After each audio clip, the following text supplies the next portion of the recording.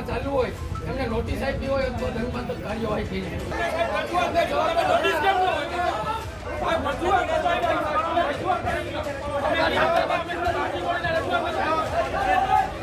સોમવારે બકરી ઈદની જાહેર રજા હોવા છતાં રાજકોટ શહેરમાં અમુક ખાનગી સ્કૂલો ધમધમતી હતી. સરકારના નિયમોનો ઉલાળ્યો કરતી શાળાઓનો વિરોધ કરવા માટે કોંગ્રેસની વિદ્યાર્થી પાંખના નેતાઓ જિલ્લા શિક્ષણ અધિકારીની કચેરીએ પહોંચ્યા હતા અને ઉગ્ર રજૂઆત કરી હતી. જાણો વિદ્યાર્થી નેતા રોહિત રાજપૂતે શું કહ્યું. આજે વિદ્યાર્થી કાર્યકર્તાઓ દ્વારા રાજકોટના જિલ્લા શિક્ષણ અધિકારીની કચેરીનો અમે ઘેરાવ કર્યો હતો અને ઢાંકણીની અંદર પાણી ભરી અને જિલ્લા શિક્ષણ અધિકારીને સોંપ્યા હતા. કારણ કે ગઈકાલે જાહેર રજા હોવા છતાંય રાજકોટની મોટાભાગની ખાનગી શાળાઓ ચાલુ હતી. અમે જિલ્લા શિક્ષણ અધિકારીને વિદ્યાર્થીઓ વાલીઓએ ફરિયાદ કર્યા છતાં જિલ્લા શિક્ષણ અધિકારી કોઈનો ફોન ન ઉપાડે અને જિલ્લા શિક્ષણ અધિકારીની સૂચના પછી ખાનગી શાળાઓ ખુલ્લેઆમ ચાલુ રહેતી હોય અને શૈક્ષણિક કાર્ય ચાલુ રાખતી હોય તો આનાથી શરમજનક ઘટના કોઈ ન હોઈ શકે. રાજ્ય સરકારના શૈક્ષણિક બાબતોના મુખ્ય પ્રતિનિધિ તરીકે જેમની જવાબદારી હોય એ જો ખાનગી શાળાઓ પર કાર્યવાહી કરવામાં ડરતા હોય, એક માત્ર નોટિસ આપવામાં ડરતા હોય તો આવા ડરપોક જિલ્લા શિક્ષણ અધિકારીએ રાજીનામું આપવું જોઈએ. કારણ કે પ્રજાના ટેક્સના પૈસે તમે 2-2 લાખ રૂપિયા પગાર લ્યો છો ને એસીની ચેમ્બરમાં બેસો છો. તમે એક નાની એવી નિયમ વિરુદ્ધ કાર્યવાહી કરવામાં ડરતા હોય તો આવા જિલ્લા શિક્ષણ અધિકારી છેલ્લા 5 મહિનાથી રાજકોટના વિદ્યાર્થીઓને ઘોર અન્યાય કરી રહ્યા છે. ભૂતકાળમાં અમે જ્યારે વિદ્યાર્થીઓની બાબતોમાં વાલીઓ સાથે રજૂઆત કરવા જઈએ ત્યારે જિલ્લા શિક્ષણ અધિકારીનું વલણ જાણે પોતે ખાનગી શાળાના મંડળના મહામંત્રી હોય તે રીતના વલણ દર્શાવે છે. આજે એમને કચેરીનું નામ ખાનગી શાળા સંચાલકના મહામંત્રીનું કાર્યાલય એવું અમે નામે આપ્યું છે અને આવનારા સમયની અંદર જો કોઈ પણ જાતિ નક્કર કાર્યવાહી સ્કૂલો પર નહીં કરીએ તો શિક્ષણ મંત્રીને રજૂઆત કરનાર છે. ગઈકાલે જાહેર રજાના દિવસે ધોળકિયા સ્કૂલ શરૂ હતી.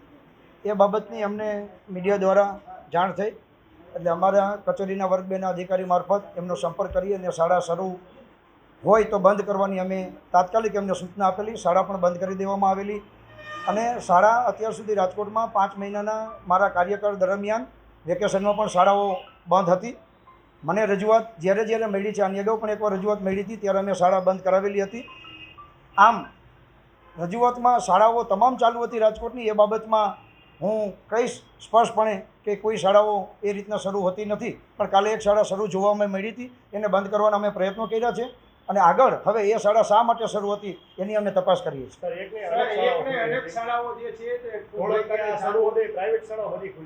હા, અન્ય શાળાઓ શરૂ હોય આપ મીડિયાના મિત્રો કહો છો, પણ અમને કોઈ રજૂઆત મળેલી નથી અને હવે એ અમે આવતા દિવસોમાં એ બાબત અમે ધ્યાન આપીએ છીએ. આપની રજૂઆત અન્વયે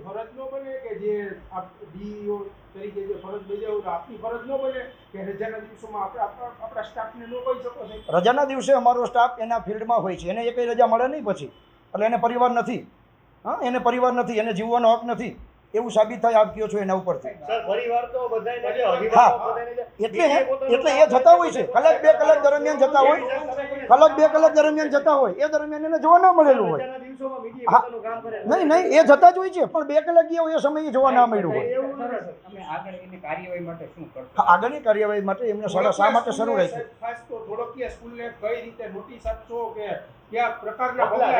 તપાસ દરમિયાન એને શાળા શરૂ રાખી હતી. શા કારણે એ કારણ જોઈને અમે બોર્ડને વડી કચેરીને અમારે રિપોર્ટ કરવાનો હોય છે. અમે રિપોર્ટ કરીશું.